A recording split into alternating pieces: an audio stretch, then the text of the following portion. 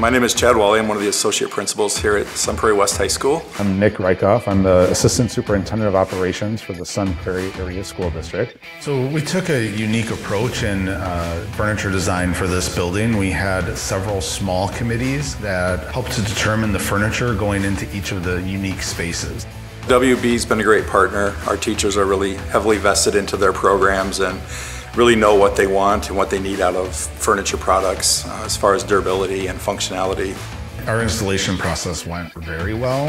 We had the opportunity to stage it out over a few months to ensure that the building was ready for our grand opening, which occurred in August. It worked very smoothly to get the furniture in place. So for example, in our automotive and small engines class, we have WB stainless steel top tables, which have really been great from a matter of being functional and durable to kids using tools and grease and oil, easily cleaned up. So it's really been a great product, and that's one thing that our teachers were looking for, is something that's durable, movable, flexible, cleanable, that can meet their needs from a functionality standpoint, but also they know we'll have the longevity to keep meeting their needs for many years to come.